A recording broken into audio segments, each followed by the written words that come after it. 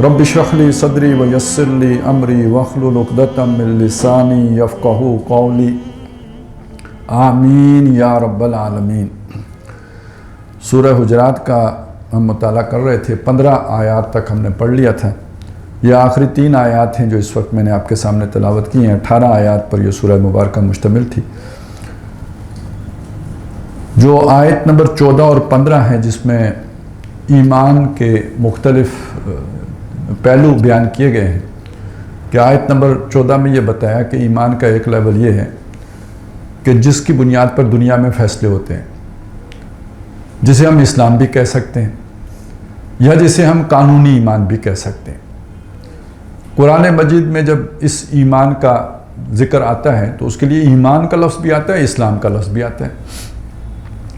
लेकिन ईमान का लफ्ज़ जब इस लेवल के लिए आएगा तो उसके साथ अमल साले का लफ्ज़ जुड़ के आएगा। जब कहा जाता है इल्लल लज़ीना आमनु व अमिलुस सालिहात, तो वहाँ उसमें उसका मतलब ये होता है कि यहाँ जो ईमान की बात की जा रही है ये वो कानूनी स्टेटस का जो ईमान है, इसलिए अमल साले को अलहदा बयान किया जा रहा है। लेकिन जहाँ महज ईमान का जिक्र हो, उसके साथ अमल का जिक्र ना हो, तो उसका मतलब ये होता है कि ये वो ईमान है कि जिसके साथ अमल अंदर खुद ब खुद शामिल होता है, उसका अलहदा से जिक्र करने की ज़रूरत नहीं है। और ये कौन सा दर्जा है ईमान का? जब ईमान दिल में चला जाता है। तो कालतिल आराबु आमन्ना कुल्लम तोमिनु वलाकिन कुलू अस्लमना, वहाँ उसे इस्लाम कहा। किसी दूसरी जगह ज़रूरी नहीं है कि इस्लाम ही कहें, वहाँ उसे ईमान भी कह सकते हैं, लेकिन मुराद ये वाला होगा कि अंदर अभी नहीं गया, अभी जो है वो इकरारुम बिल लिसान वाला ईमान है, तो उसे इस्लाम भी कह देंगे। अच्छा, बाज़ जगहों पे इस्लाम का लफ्ज़ ईमान के मानी में भी इस्तेमाल हुआ है,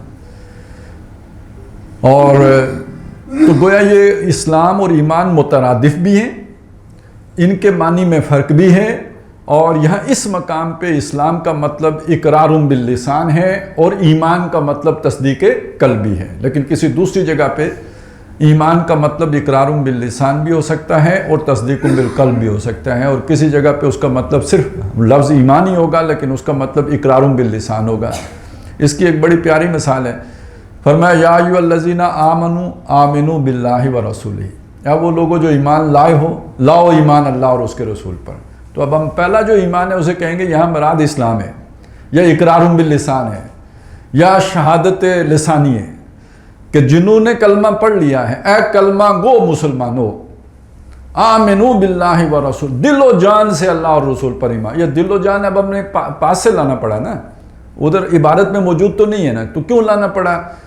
कि ये जब पहली दफ़ा ये कहा कि ईमान वालो लाओ ईमान, तो बात समझाने के लिए अब यही तरीका है कि ए ईमान के दावेदारो कल्बी ईमान लाओ, दिली ईमान लाओ, यकीन वाला ईमान लेके आओ।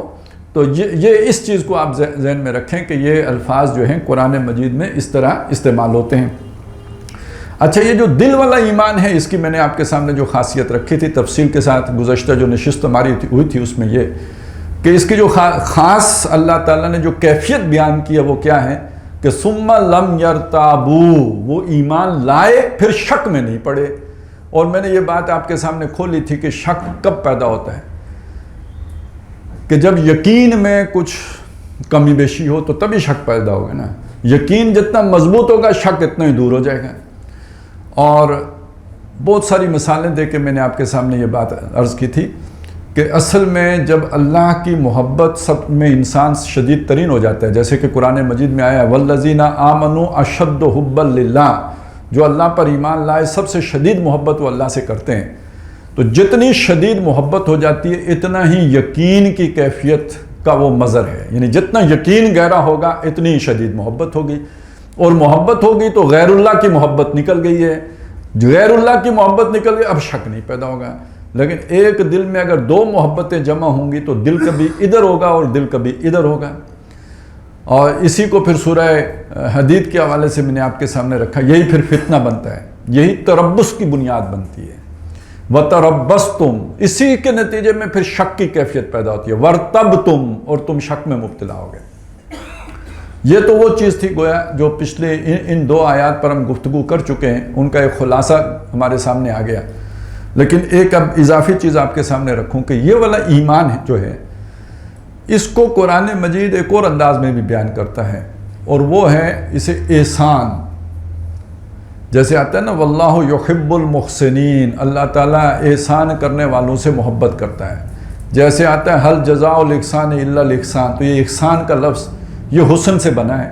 حسن کہتے ہیں خوبصورتی کو، اور ایمان کی خوبصورتی کیا ہے؟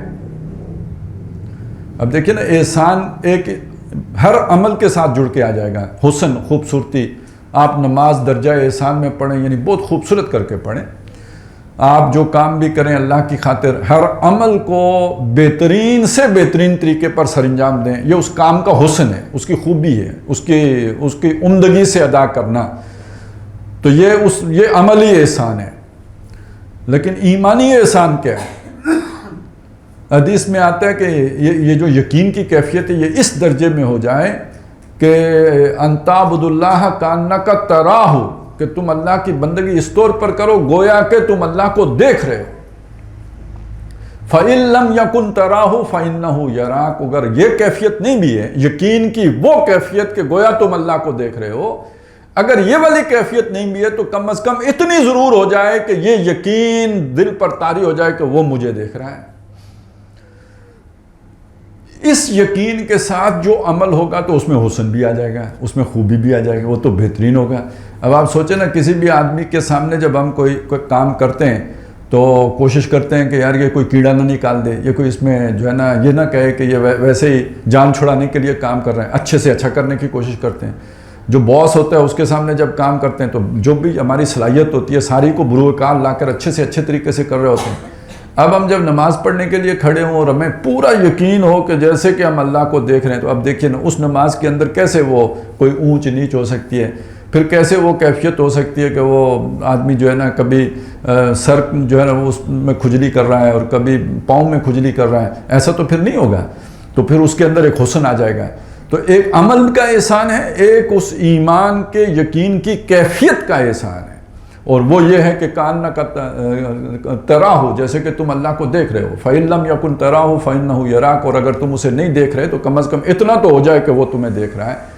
تو اس کا مطلب یہ ہے کہ یقین کی کیفیت اس درجے کو پہنچ گئی. اب اس کے ساتھ کوئی شک کے ہونے کا امکان باقی نہیں رہے گا. اچھا، اس کے آخر میں جو بات کہی کہ اولئک هم الصادقون، سچے بس یہی ہیں. اب یہ جو یہاں پہ سچے کی بات ہے، ایک تو اس سیاق و سباق کے حوالے سے آ گئی، یعنی دعویٰ تو انہوں نے بھی کیا تھا کہ ہم ایمان لائے، تو گویا ان کے دعوے کو تو رد کر دیا، تو ان کا دعویٰ گویا جھوٹ ہے. تو پھر سچا دعویٰ کس کا؟ ان کا دعویٰ سچا ہے. تو عبارت جو سیاق و سباق ہے اس میں سچے کا معنی یہ ہوگا.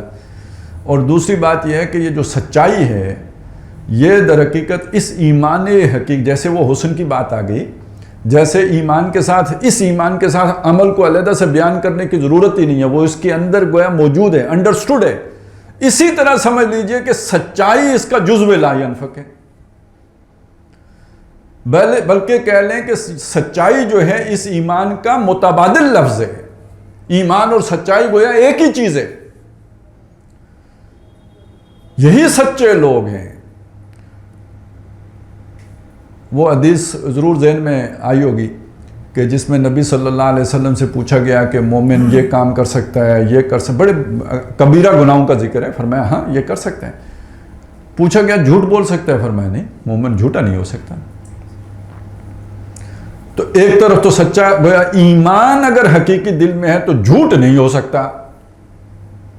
تو یہ سچے لوگ ہیں اپنے ایمان کے دعوے میں، یہ معنی بھی ہو سکتا ہے. اور یہ کہ اصلی سچے تو ہوتے ہی ہیں کہ ایمان لائے اور پھر اپنی پوری زندگی اس کے جو تقاضے ہیں وہ پورے کرنے میں لگا دی.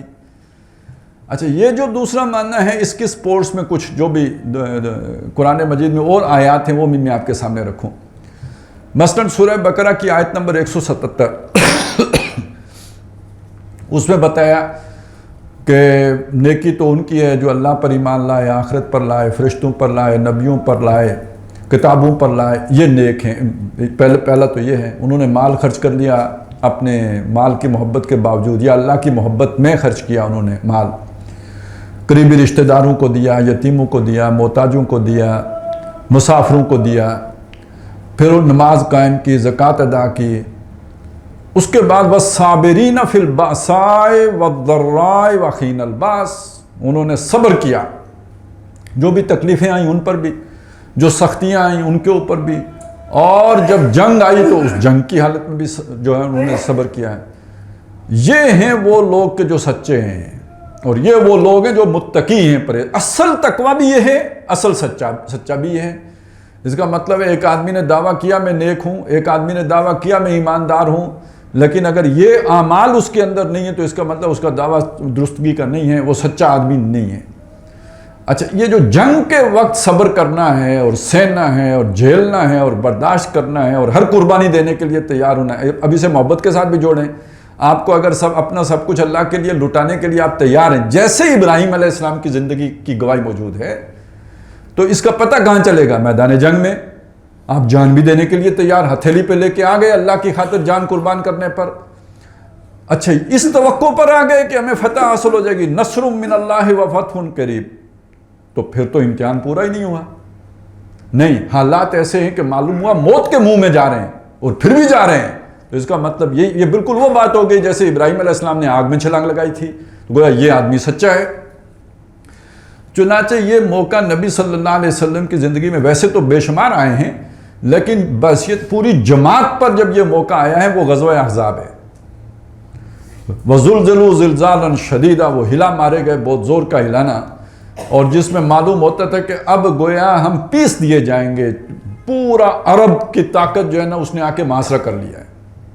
اندر سے بھی جو ہے وہ بنو قریظہ بغاوت کر گئے. منافقین ساتھ دینے کے لیے تیار نہیں ہیں. تو اب تو بالکل ہی بچنے کا کوئی امکان ہی باقی نہیں بچا. وَزُلْزِلُوا زِلْزَالًا شَدِيدًا, اور جب یہ کیفیت منافق مسلمان تھے وہ بھی جو وہاں پہ موجود تھے, جو کمزور, جن کا وہ یقین اتنا نہیں تھا, جب انہوں نے یہ کیفیت دیکھی تو انہوں نے کہا ما وعدنا اللہ ورسولہ الا غرورا, ہم سے اللہ اور اس کے رسول نے وعدے نہیں کیے تھے مگر جھوٹے وعدے کیے تھے. وہ کہتے تھے جی آپ کو کیسر و کسریٰ کی بادشاہی ملے گی, میں تمہارے ہاتھ میں کیسر و کسریٰ کے کنگن دیکھ رہا ہوں, اور قولوا لا الہ الا اللہ تفلحوا وتملکوا العرب والعجم, عجم اور عرب کے حکمران بن جاؤ. اور یہاں صورتحال کیا ہو گئی ہے کہ ہم رفع حاجت کے لیے باہر نہیں جا سکتے. تو گویا جو ہم سے وعدے کیے گئے تھے وہ غلط تھے, وہ ٹھیک نہیں تھے.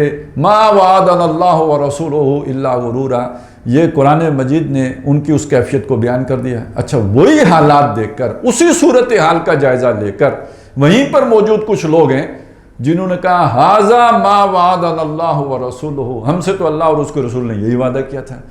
امتحان ہوگا, آزمائش ہوگی, دیکھا جائے گا کہ تم سب کچھ اللہ کی راہ میں لٹاتے ہو یا نہیں لٹاتے.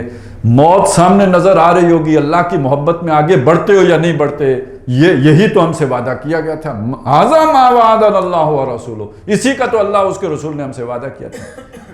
اب یہ والے لوگ ہیں, اس پر اللہ کی طرف سے انہیں ایک سرٹیفکیٹ ایشو ہوتا ہے, رجال صدقوا ما عاہدوا اللہ علیہ, جنہوں نے سچ کر دکھایا وہ وعدہ جو انہوں نے اللہ سے کیا تھا. فَمِنْهُمْ مَنْ قَضَى نَحْبَهُ وَمِنْهُمْ مَنْ يَنْتَظِرُ, ان میں وہ بھی ہیں کہ جو انہوں نے نظر مانی تھی اسے پورا کر چکے, یعنی جان آفرین کے اوپر قربان کر چکے. اور جو باقی ہیں وہ منتظر ہیں کہ کب وقت شہادت آتا ہے اور ہم بھی یہ نقد جان لے کر حاضر ہو جائیں, سر بکفن اللہ کے سامنے پیش ہو جائیں, سر بکف اللہ کے حضور پہنچ جائیں. یہ جو ہے کہ جن لوگوں کی صورتحال ہے یہ سچے لوگ ہیں. رجال صدقوا ما عاہدوا اللہ علیہ, جنہوں نے جو اللہ سے وعدہ کیا تھا اسے سچ کر دکھایا. تو یہاں اسی جہاد کا ذکر ہے کہ انما المؤمنون الذین آمنوا باللہ ورسولہ ثم لم یرتابوا وجاہدوا باموالہم وانفسہم فی سبیل اللہ اولئک ھم الصادقون. تو ایک سچائی قول کی سچائی ہوتی ہے, ایک سچائی پورے کردار کی سچائی ہوتی ہے. یہاں پہ یہ بتایا کہ وہ قول کے بھی سچے ہیں, لیکن اس کے ساتھ ساتھ یہ سمجھ لو پورا کردار اپنے اس دعوے کے مطابق ہے, جو انہوں نے ایمان کا دعویٰ کیا ہے اس دعوے کے مطابق ہے. اب یہ ساری جو بات ابھی تک ہم نے سمجھی ہے, یہ ذرا تھوڑا سا اس کو میں چاہتا ہوں نہ چلیں تھوڑا نیچے اترتے ہیں, اپنے اوپر اپلائی کر کے دیکھتے ہیں. قول ایک ہمارا دعویٰ ہے, اس کے مطابق ہمارا عمل ہے یا نہیں ہے, اس کو دیکھنے کا. بہرحال ایک تو یہ بہت بڑا جو ہے نا اللہ کی ناپسندیدگی کی بات ہوتی ہے کہ آدمی کا دعویٰ کوئی بہت بڑا ہو اور اس کے مطابق اس کا عمل نہ ہو. لما تقولون ما لا تفعلون, کیوں کہتے ہو وہ بات جو کرتے نہیں ہو. کبر مقتن عند اللہ ان تقولوا ما لا تفعلون، اللہ کو بیزار کرتی ہے یہ بات کہ تم وہ باتیں کرو کہ جو تم کرو نا۔ اب یہ سورہ صف میں آیا ہے نا، تو یہ لما تقولون ما لا تفعلون وہاں کس سیاق و سباق میں آیا ہے؟ اگلی آیت پڑھیں گے خود سمجھ آ جائے گا۔ یعنی ان سے اللہ بیزار ہوتا ہے، جو کہتے ہیں وہ کرتے نہیں ہیں، تو بیزاری کے مقابلے میں کون سی کیفیت ہو سکتی ہے؟ جن پر پیار آئے، جو بھائیں، جو دل کو اچھے لگیں، جو لبھائیں دل کو، وہ کون ہیں؟ ان اللہ یحب الذین یقاتلون فی سبیلہ صفا کانہم بنیان مرصوص، بے شک اللہ محبت ان سے کرتا ہے جو اللہ کی راہ میں صفیں باندھ کر جنگ کرتے ہیں جیسے سیسا پلائی ہوئی دیوار ہوں۔ گویا جو نہیں کرتے وہ دعویٰ اسلام کا کر کے لما تقولون ما لا تفعلون کے مجرم ہوتے ہیں، اور جنہوں نے اسلام کا دعویٰ کیا اور اس کے بعد اپنا تن من دھن اسلام کے لیے لگا دیا، یہ وہ سچے ہیں کہ جن کے ساتھ اللہ محبت کرتا ہے۔ تو یہ گویا کردار کی سچائی ہے۔ یہ اگر ہے تو اللہ تعالیٰ محبت کرتا ہے، یہ اگر نہیں ہے تو اللہ بیزار ہے، اللہ ناراض ہے، اللہ کے جو ہے نا بیزاری کا باعث ہے۔ کبر مقتن عند اللہ ان تقولوا ما لا تفعلون۔ تو اس پہلو کو ذہن میں رکھیے، ایک طرف یہ احسان، دوسری طرف سچائی کے ساتھ اس کا تعلق، اور سچائی صرف قول کی سچائی نہیں بلکہ پورے کردار کی سچائی۔ اب آ جائیں اس سے آگے، قل اتعلمون اللہ بدینکم۔ اب واپس وہاں پہ چلتے ہیں نا جہاں سے بات شروع ہوئی تھی کہ یہ بدو آ کے کہتے ہیں کہ ہم ایمان لے آئے۔ قل لم تؤمنوا، ان کو بتا دیجئے کہ تم ہرگز ایمان نہیں لائے ہو، ولکن قولوا اسلمنا۔ اب وہ ان کی جو وہ کیفیت تھی، وہ جو آ کے کہہ رہے تھے ہم ایمان لائے، یہ بات کیوں کہہ رہے تھے؟ اس لیے کہہ رہے تھے کہ کوئی اسپیشل رائٹس مانگ رہے تھے نا۔ اگر اس سورہ مبارکہ کے اس واقعے کو ذہن میں لائیں کہ کچھ لوگ آئے ہیں، وہ آ کے حضور کو بلا رہے ہیں کہ حضور نکلیے، آئیے، تشریف لائیے، ہم اتنی دور سے آئے ہیں، ہماری بات سنیے۔ نبی صلی اللہ علیہ وسلم کے آرام کا خیال نہیں رکھ رہے، جو سورہ مبارکہ کے شروع میں مضمون آیا تھا، تو اس کے ساتھ اگر جوڑیں تو وہ کیا کہہ رہے ہیں؟ وہ یہ کہہ رہے ہیں کہ ہم چونکہ ایمان لائے ہیں، ہمارا آپ کے اوپر ایک حق قائم ہو گیا ہے، اب ہم آپ کو سونے دیں یا نہ سونے دیں، ہم جب چاہیں ہم آ کے آپ کو طلب کریں، آپ کا فرض ہے کہ جب ہم پکار لگائیں، کیونکہ ہم ایمان لے آئے ہیں، لہذا جب ہم پکار لگائیں تو آپ دوڑے دوڑے چلے آئیں۔ ذہن میں تو اصل میں جو لاشعور میں جو چیز بیٹھی ہوئی ہے وہ یہ ہے نا کہ ہم آپ کو بلا رہے ہیں، آپ گھر میں بیٹھے ہوئے ہیں، تو آپ ذرا جلدی آ جایا کریں، جو ہی ہم بلائیں تو آپ کو فوراً حاضر ہونا چاہیے۔ اور اسی لیے وہ دعویٰ کر رہے ہیں کہ ہم ایمان لے آئے۔ تو بتایا کہ پہلی بات یہ کہ یہ آ کے دعوے کرنے کی ضرورت نہیں ہے۔ پہلا مسئلہ تو یہ سمجھنے کی بات ہے، کیوں؟ محمد الرسول اللہ اللہ کے رسول ہے۔ یہ ایمان لانا، اسلام قبول کرنا، یہ اللہ کے لیے ہے، ان کے لیے نہیں ہے۔ وہ تو پیغامبر ہیں، انہوں نے پیغام آپ تک پہنچا دیا۔ جو ایمان لائے گا اپنے فائدے کے لیے لائے گا۔ قد جاءکم بصائر من ربکم فمن ابصر فلنفسہ ومن عمی فعلیہا۔ تمہارے پاس تمہارے رب کی طرف سے یہ بصیرت آموز باتیں آ گئی ہیں، جو دیکھے گا اپنے فائدے کو دیکھے گا، اور جو اندر رہے گا اس کا نقصان وہ خود اٹھائے گا۔ یہ اس کا کسی اور کے ساتھ تو تعلق نہیں ہے، بلکہ یہاں تک بھی بات آ گئی، من جاہد فإنما یجاہد لنفسہ۔ جو جہاد کرے گا، کوئی نیک عمل کرے گا، جہاد کرے گا، قربانی دے گا، جان دے گا، اپنے فائدوں کو دے گا۔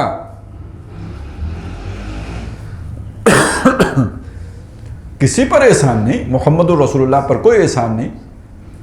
تو پہلی بات تو یہ ہے کہ یہ جو تم نے دل میں بات رکھی ہے کہ تم نے آ کے اعلان کرتے پھرو تاکہ لوگوں کو پتہ چلے کہ تم مسلمان ہو گئے ہو، تو یہ تم ایمان لائے ہو اللہ کی خاطر، تو اللہ کو تو اعلان کر کے بتانے کی ضرورت نہیں ہے کہ ہم مسلمان ہو گئے ہیں، اللہ کو سکھانے کی ضرورت نہیں ہے کہ ہم کتنے نیک ہیں۔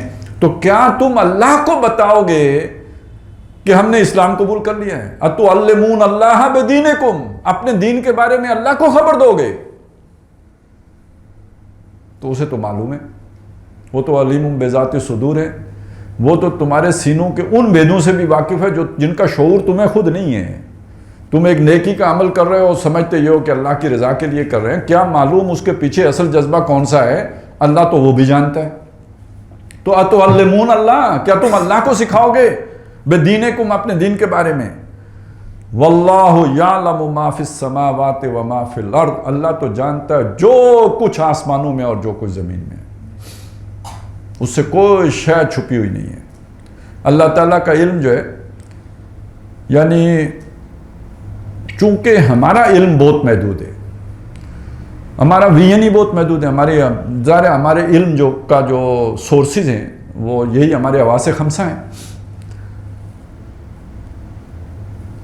اور جو ہمارے حواس خمسہ ہیں ان میں سے کئی اوانوں کے بہتر ہیں ہم سے، یعنی ہماری جو بینائی ہے اس سے بعض اوانوں کی بینائی کئی تیز ہے، ہماری سنوائی سے ان کی سنوائی بہت تیز ہے، ہمارے سونگنے کی حس سے ان کے سونگنے کی حس تیز ہے۔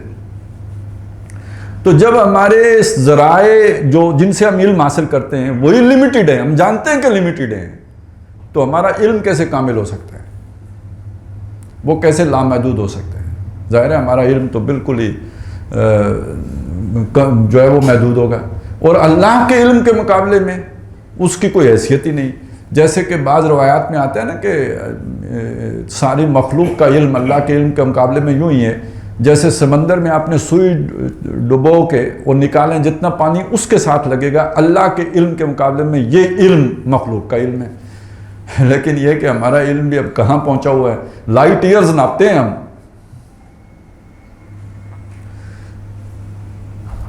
لیکن بات سمجھنے کے لیے سمجھ لیجئے، آج ایک کمپیوٹر کے اندر جو معلومات ہوتی ہے نا، ایک ہارڈ ڈرائیو میں جو معلومات ہیں، آج سے 100 سال کے پہلے آدمی کو یہ سمجھا سکیں ہم کہ اتنی معلومات کسی آدمی کے دماغ میں آ سکتی ہیں تو اس کو سمجھ نہیں آئے گی۔ اب اتنے سے دماغ کے ساتھ ہم یہ کیسے سمجھیں کہ اللہ کا علم کتنا ہے؟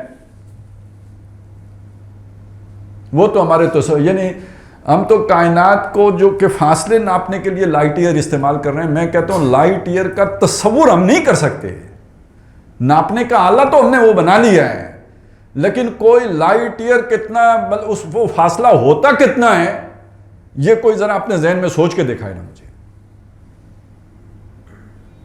تو اللہ کے علم کو ہم کتنا سمجھ سکتے ہیں؟ لہذا اس چیز کو سمجھانے کے لیے ایک اسلوب یہ اختیار کیا، یعلم ما فی السماوات و ما فی الارض، وہ جانتا ہے جو کچھ آسمانوں میں اور جو کچھ زمین میں ہے۔ کہیں یہ کہا عالم الغیب والشہادہ، وہ غیب کا بھی عالم ہے اور شہادت کا بھی عالم ہے۔ اچھا یہ کیا چیز ہوئی؟ یہ آسمان اور زمین تو سارا شہادت ہے نا، یعنی وہ شہادت کیا ہے؟ جس کو ہم دیکھ سکتے ہیں، جو ہماری رسائی میں ہے، جو ہم سے پردے میں نہیں ہے، وہ شہادت ہے۔ تو اس کو تو جانتا ہی ہے، جو کچھ ہم سے پردے میں ہے، جس کو ہم نہیں جانتے، جس کو ہم جان سکتے ہی نہیں، وہ غیب ہے، تو وہ تو غیب کو بھی جانتے ہیں۔ اچھا غیب شہادت سے کئی ہزار گنا بڑا ہے، کھربوں گنا بڑا ہے، تو وہ عالم الغیب والشہادہ، چھپے اور ظاہر سب کا جو عالم ہے، جاننے والا ہے۔ یعلم ما فی السماوات و ما فی الارض، آسمانوں اور زمین میں جو کچھ ہے سب کو جاننے والا ہے۔ یعلم ما یلج فی الارض وما یخرج منها وما ینزل من السماء وما یعرج فیہا، وہ جانتا ہے جو زمین میں گھستا ہے اور جو زمین سے نکلتا ہے اور جو آسمان پر چڑھتا ہے اور جو آسمان سے اترتا ہے، یعنی وہ سب اس کے علم ہے۔ یہ بھی ایک اسلوب ہے، اس میں بھی کہا وَإِنَّهُ مَفَاتِحُ الْغَيْبِ لَا يَعْلَمُهَا إِلَّا هُوَ، اسی کے پاس سارے غیب کے خزانے ہیں، انہیں کوئی نہیں جانتا سوائے اس کے۔ وَيَعْلَمُ مَا فِي الْبَرِّ وَالْبَحْرِ، وہ جانتا ہے جو کچھ خشکی میں ہے اور جو کچھ تری میں ہے۔ وَمَا تَسْقُطُ مِن وَرَقَةٍ إِلَّا يَعْلَمُهَا، کوئی پتا نہیں گرتا مگر اس کے علم میں ہے۔ وَلَا حَبَّةٍ فِي ظُلُمَاتِ الْأَرْضِ، اور کوئی دانہ زمین کے اندر نہیں جاتا مگر سب اس کے علم میں ہے۔ وَلَا رَطْبٍ وَلَا يَابِسٍ إِلَّا فِي كِتَابٍ مُبِينٍ، کوئی خشک کوئی تر نہیں ہے، سب اللہ کے ریکارڈ میں موجود ہے۔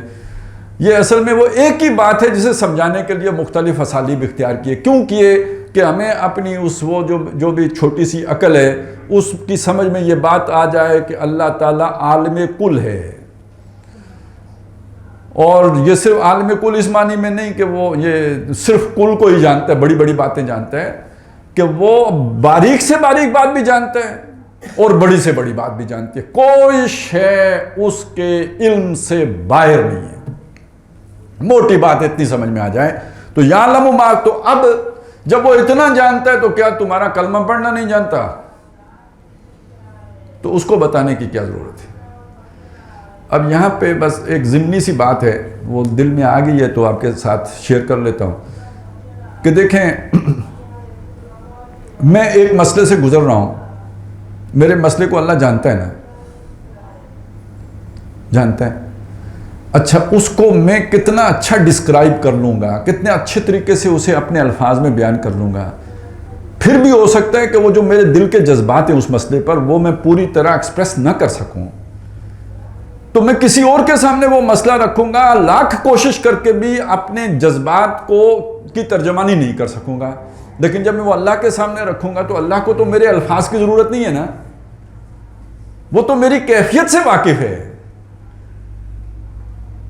تو میرے الفاظ ٹوٹے پھوٹے ہی کیوں نہ ہوں، اللہ تو جانتا ہے نا کہ میرے دل کی کیفیت کیا ہے. وہ ماں نہیں جان سکتی جو اللہ جان لے گا. اب اگر یہ بات ہم سمجھ لیں، مان لیں، تو پھر اللہ سے جب ہم مانگیں گے تو اس کا طریقہ کیا ہوگا؟ کوئی گھنٹے کی دعا کرنے کی ضرورت ہے؟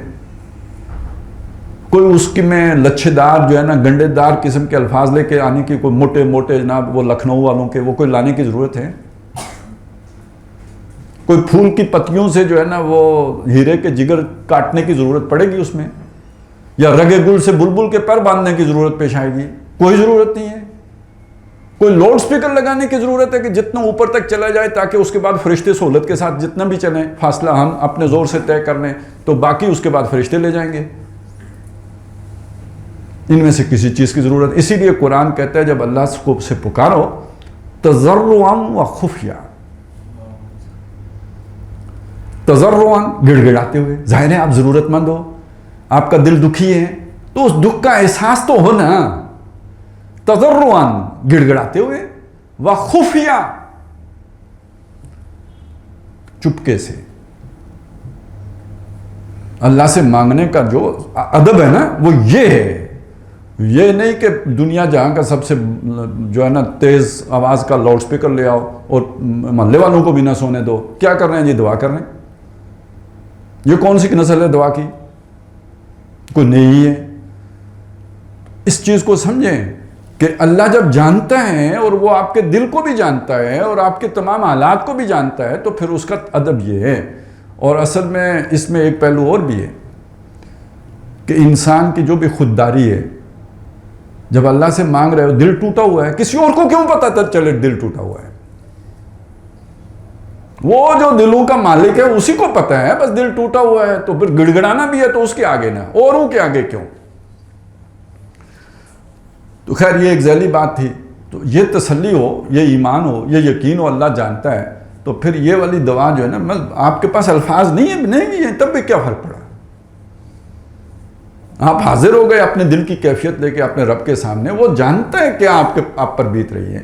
تو یعلم ما فی السماوات و ما فی الارض واللہ بکل شیء علیم. اللہ تعالیٰ ہر شے کا جاننے والا، کوئی شے اس سے پوشیدہ نہیں ہے، پنہا نہیں ہے، چھپی ہوئی نہیں ہے، مخفی نہیں ہے، اور وہ سب سے واقف ہے. لہذا یہ نہ ایمان کی اور اسلام کی جو ہے ڈھنڈورے پیٹنے کی ضرورت ہے، نہ جو آپ نے کوئی نیکیاں کمائی ہیں تو ان کو جو ہے نا وہ ان کے لیے کوئی لمبی تقریریں کرنے کی ضرورت ہے کہ میں نے اتنے کافر قتل کیے، اتنے مورچے فتح کیے، اتنی چوٹیوں پر جھنڈے لہرائے. وہ سب جانتا ہے بھائی آپ نے کتنی محنت کی اور آپ کے ایمان کو بھی جانتا ہے. یمنون علیک ان اسلموا، اے نبی یہ آپ پر آ کے احسان دھرتے ہیں کہ یہ اسلام لے آئیں. اب یہ ہے وہ بات اصل میں اس ساری وہ جو تھا نا اس کے پیچھے سوچ وہ یہ تھی کہ ہم نے چونکہ ایمان لایا. اچھا یہ آج کل جو ہے نا وہ پھر چیز پیدا ہو جاتی ہے نا کہ ہم کسی پارٹی میں شامل ہوئے، وہ ہوتا ہے نا فلانے چودھری صاحب اپنے تمام دوست احباب کے ساتھ اور ساتھیوں کے سمیت فلانی جماعت میں جو ہے وہ انہوں نے شمولیت کا اعلان کر دیا. اب یہ سیاسی پارٹیوں کا تو یہی طریقہ ہوتا ہے، خاص طور پہ الیکشن کے دنوں میں آپ یہ چیزیں سنتے رہتے ہیں، اخبار میں آتا ہے، خبر لگتی ہے. تو اب وہ شامل ہوئے تو ظاہر ہے انہوں نے گویا اس پارٹی کے اوپر احسان کیا. کل اس بنیاد پر وہ کھڑے ہو کے کہیں گے جی آپ ہماری گلی پکی کریں، یہ کام کریں، وہ کام کریں، آخر ہم نے ووٹ کو عزت دو، ہم نے آپ کے لیے یہ کیا تو آپ ہمارے لیے یہ کریں. یہ وہ سوچ ہے کہ جب آپ ایک دینی جماعت میں بھی جڑتے ہیں تو ساتھ لے کے آتے ہیں. اچھا آج کل کی دینی جماعتیں بھی اس سوچ کو جو ہے وہ تھوڑی پروموشن دیتی ہیں کہ ٹھیک ہے کہ بھئی آپ آئے ہیں تو پھر ہمارا بھی فرض ہے کہ آپ کی جو ہے مٹھی چاپی کریں، آپ کے کام آئیں، آپ کے ساتھ تھانے چلیں، آپ حق پر ہو یا نہیں ہو خیر ہے، کیونکہ آپ ہمارے ساتھ ہو تو پھر آپ کی یہ مدد کرنا تو ہماری ذمہ داری بن جاتی ہے۔ تو یہ اب اس سوچ کے ساتھ بھی لوگ جڑتے ہیں اور وہ پھر یہ توقع رکھتے ہیں کہ بھئی یہ ہم پارٹی کے کام آ رہے ہیں تو پارٹی بھی ہمارے کام آئے۔ تو اب یہاں پہ تو بات اس سے بالکل مختلف ہے۔ آپ اللہ کی رضا کے لیے کام کر رہے ہو نا، تو یہ کسی اور پہ احسان دھرنے کا کیا مطلب ہے؟ اور اللہ پر آپ احسان دھر نہیں سکتے۔ لہذا یہ پہلی بات تو یہ کہ کسی بندے کے دل میں اس طرح کا خیال آنا کہ میں نے یہ دین کا کام کر کے کسی دوسرے کے اوپر احسان کیا ہے، یہ در حقیقت اپنے اس عمل کو ضائع کر دینے والی بات ہے۔ اچھا یہ خیال اللہ کے بارے میں آنا کہ میں نے اللہ پر احسان کیا، یہ تو پرلے درجے کی گمراہی کی بات ہے۔ دوسری طرف یہ کہ قرآن مجید میں اس طرح کا بھی اسلوب ہے کہ جس میں اللہ تعالیٰ گویا ان کے جو بھی عمل ہے اس کی قدردانی کی بات کرتا ہے۔ ان اللہ شاکر علیم، اللہ تعالیٰ بڑا قدردان ہے۔ تو اب قدردانی کی توقع رکھنا کہ اللہ میرے اس عمل کی قدر کرے، تو اس کی تو گنجائش نکل آئی جب اللہ نے کہا کہ میں بڑا قدردان ہوں۔ تو اب اس کو سمجھ لیجئے کہ بندے کو اس کی توقع نہیں رکھنی چاہیے کہ اللہ میرا احسان مانے، اللہ تعالیٰ میرے اس عمل کی قدر کرے۔ بندے کو تو بس یہ جو ہے نا وہ دعا کرتے رہنا چاہیے، اللہ میرے اس عمل کو شرف قبولیت عطا فرما لے، قبول کر لے۔ میں نے اس کی ایک خدمت کی ہے، حقیر ہے خدمت، اس کے رتبے کے اعتبار سے میری خدمت کی کیا اہمیت ہے، اس کی کوئی حیثیت نہیں ہے، یہ کسی قدر کے قابل کام نہیں ہے۔ لیکن یہ اللہ ہے، رب ہے، وہ کہتے ہیں تم نے تو بہت کام کیا، تو واہ کیا اعلیٰ بات ہے جو تم کر کے آئے ہو۔ یہ اللہ کی طرف سے حوصلہ افزائی ہے۔ نہیں تو یعنی صحیح طرز عمل یہ دونوں کے لیے ایک رویہ نہیں ہے۔ جس بندے نے کام کیا وہ یہ سمجھے میں نے کچھ بھی نہیں کیا، اور جو بھی مجھے اس کے بدلے میں ملا یہ اللہ کا فضل ہے، اللہ کی نعمت ہے، اللہ کا احسان ہے، اللہ کی عنایت ہے، اللہ کی شفقت ہے۔ میرے عمل میں تو کیا جان تھی کہ مجھے یہ ملتا ہے۔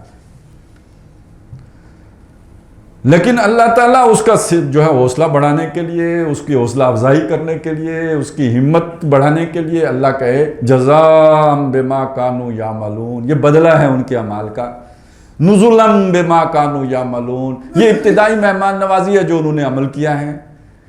تو اس چیز کو سمجھ لیجئے کہ اللہ اگر یہ کہتا ہے کہ یہ میں تمہارے عمل کا بدلہ دے رہا ہوں، تو یہ اصل میں اس لیے کہہ رہا ہے کہ وہ ہمت بڑھا رہا ہے، وہ حوصلہ افزائی کر رہا ہے، وہ تعریف کر رہا ہے، وہ بندے کا جو ہے نا وہ لوگوں باقیوں کے سامنے رتبہ بلند کر رہا ہے۔ لیکن بندہ یہ توقع رکھے کہ یہ میرا حق ہے جو مجھے مل رہا ہے کیونکہ میں نے بڑے تیر مارے ہیں، یہ گمراہی کی علامت ہے، یہ ہدایت کی بات نہیں، یہ گمراہی کی بات ہے۔ تو یمنون علیک ان اسلموا، یہ آ کے احسان دھرتے ہیں نبی آپ پر کہ یہ اسلام لے آئے ہیں۔ قل لا تمنوا علی اسلامکم، نبی ان کو صاف صاف کہہ دے مجھ پر اپنے اسلام لانے کا احسان مت دھرو، بل اللہ یمن علیکم، بلکہ اللہ تعالیٰ تم پر احسان دھرتا ہے۔ اب یہ دیکھیے اللہ کیوں احسان دیتا ہے، ان ہداکم للایمان، کہ اس نے تمہیں ایمان کی ہدایت دے دی ہے۔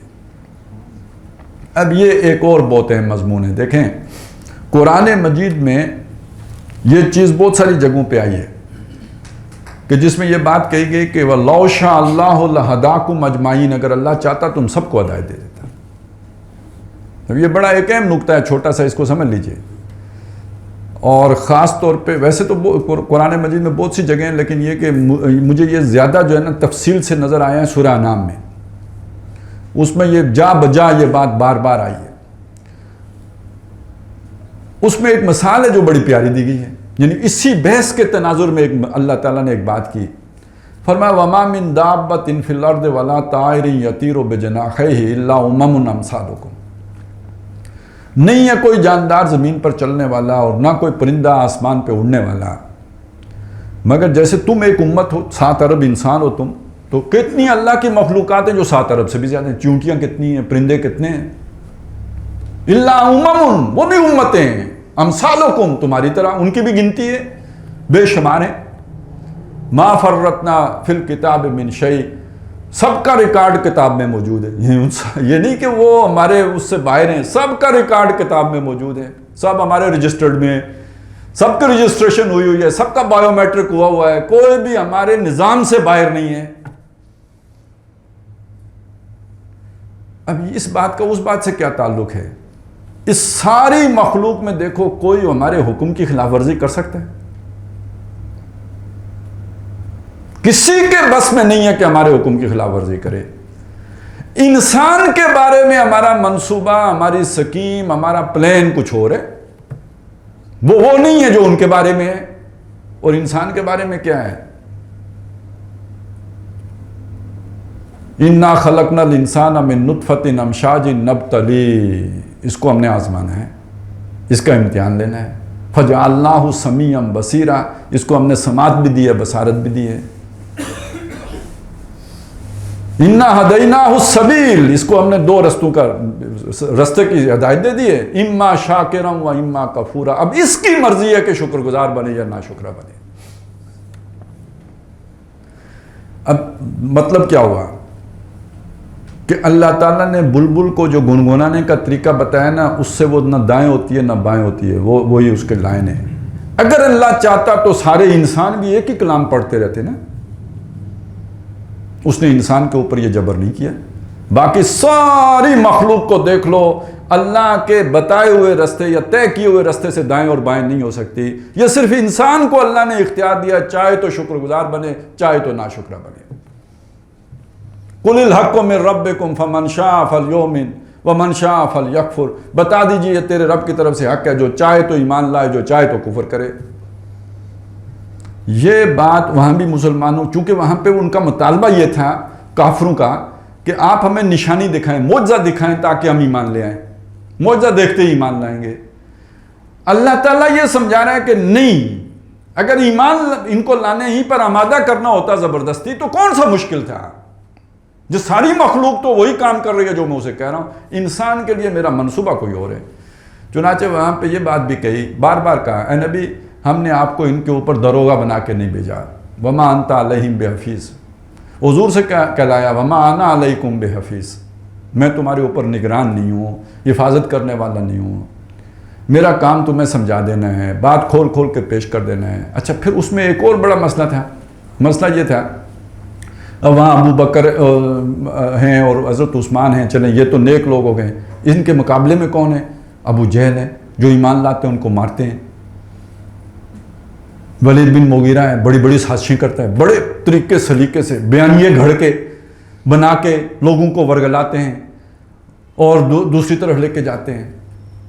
ان کے بارے میں بتایا, دیکھو یہ بھی اللہ نے چھوڑے ہوئے ہیں. وَكَذَلِكَ جَعَلْنَا لِكُلِّ نَبِيٍّ عَدُوًّا شَيَاطِينَ الْإِنسِ وَالْجِنِّ, اللہ نے خود شیطانوں کو انسانوں اور جنوں میں سے نبیوں کا مخالف بنا کے کھڑا کیا ہے.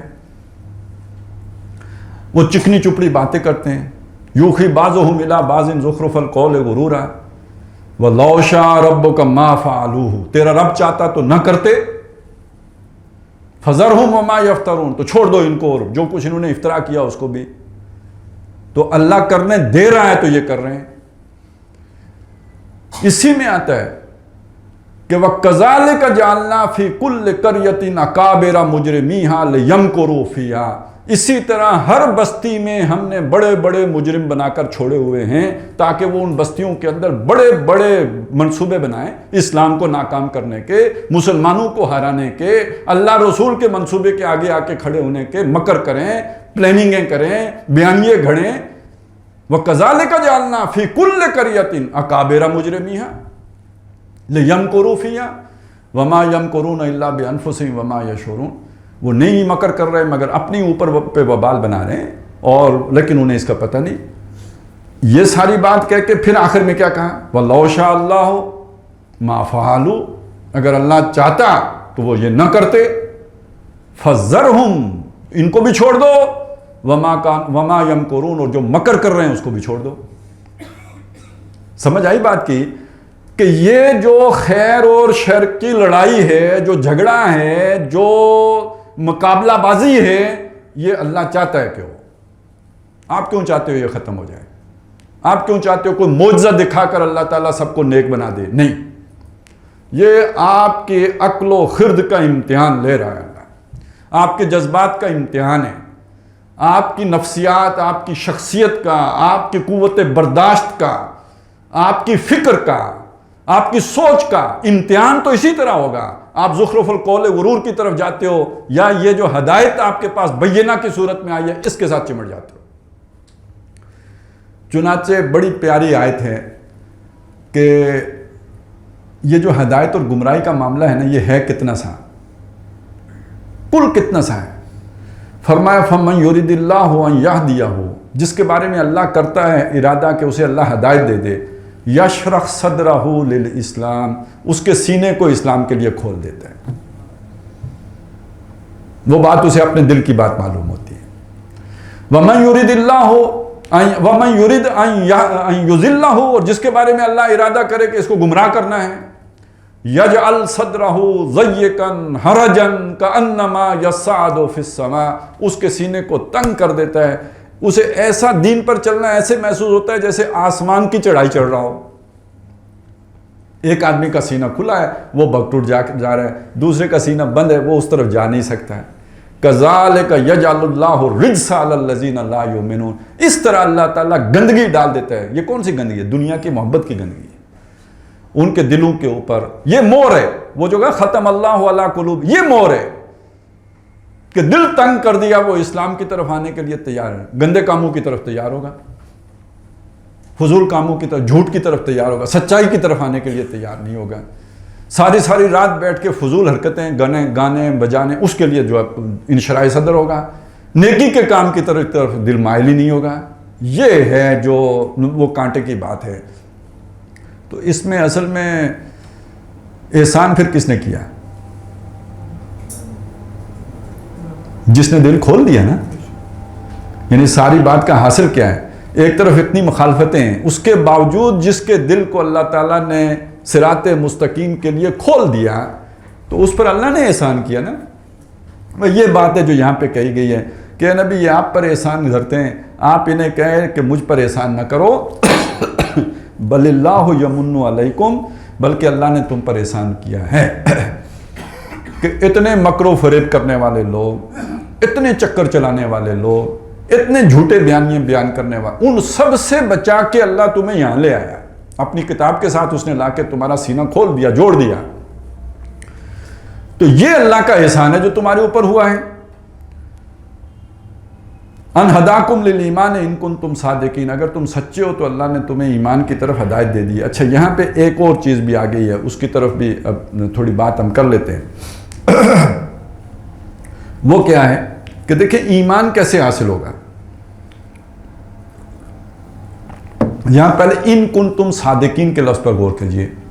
اب سفر کہاں سے شروع کرنا ہے؟ کلمہ شہادت سے شروع ہوا تھا نا، قالت الاعراب آمنا قل لم تؤمنوا ولکن قولوا اسلمنا۔ اور وہاں پہ میں نے بات عرض کی تھی کہ یہ ان لوگوں کی بات نہیں ہے جو منافقین ہیں، یہ ان لوگوں کی بات ہے کہ جنہوں نے کلمہ تو پڑھا ہے، ان کے دل میں کوئی بے ایمانی نہیں ہے، مگر ان کے دل میں باقاعدہ ایمان داخل بھی نہیں ہوا ہے، ابھی نئے ہیں، نوارد ہیں۔ وہ اس لیے ایمان لے آئے کہ ان کے باقی رشتہ دار بھی لے آئے تھے تو یہ بھی لے آئے، تو ان کے دل میں کوئی منفی جذبات جیسے منافقین کے دلوں میں ہیں اس طرح کے تو نہیں ہیں، لیکن یہ کہ بہرحال ابھی ایمان بھی مثبت طور پر دل میں داخل نہیں ہے۔ تو اب اس میں ان کنتم صادقین کا مطلب کیا ہے؟ اگر تم اسلام کا جو دعویٰ کر رہے ہو نا، اس میں جھوٹے ہونے کا کیا مطلب ہے؟ صرف دکھاوے کے لیے کر رہے ہو تو پھر تو جھوٹے ہو، لیکن یہ کہ کم از کم اسلام لانے کے پیچھے کوئی نیگیٹو سوچ نہیں ہے تمہاری، کوئی دھوکہ دینا پیش نظر نہیں ہے، اور ایمان ابھی دل میں داخل نہیں ہوا۔ اگر یہ بات ہے ان کنتم صادقین، اگر تم سچے ہو تو تمہیں اللہ نے بتا دیا ہے کہ ایمان تک کیسے پہنچو گے۔ کیا بتایا؟ پیچھے چلنا پڑے گا۔ ان تطیعوا اللہ ورسولہ لا یلدکم من اعمالکم شیئا، اگر تم اللہ اور رسول، اب تم نے یہ دعویٰ کر لیا نا کہ ہم مسلمان ہو گئے، اگر تم کلی اطاعت کرو گے اللہ اور اس کے رسول کی، ڈنڈیاں نہیں مارو گے، اس کو آدھا تیتر آدھا بٹیر نہیں کرو گے، اللہ کے ادخلوا فی السلم کافہ، پورے کے پورے اسلام میں داخل ہو جاؤ گے، تو یہ وہ چیز ہے کہ جس کے نتیجے میں اللہ تعالیٰ نے گویا تمہیں ایمان کی شاہراہ پہ چلا دیا ہے۔ صدقہ خیرات کرو گے اس کے نتیجے میں ایمان پیدا ہوگا، نماز پڑھو گے تو اس کے نتیجے میں ایمان پیدا ہوگا، روزہ رکھو گے تو اس کے نتیجے میں ایمان پیدا ہوگا۔ یہ ایمان کے رستے پر اللہ نے تمہیں چلا دیا ہے۔ تو اللہ نے تم پہ احسان کیا کہ اس نے تمہیں ایمان کے رستے پر گامزن کر دیا۔ اچھا، آگے وہ جہاد کا بھی ذکر آ گیا، تو جہاد کرو گے، ظاہر ہے میدان میں نکلیں، اب جو ہے نا وہ معلوم نہیں گردن کب اڑ جائے، تو اب تو ایمان کی محنت صحیح ہو رہی ہے نا، یہ والی ایمان کی محنت ہے جس کے نتیجے میں ایمان اندر جاتا ہے۔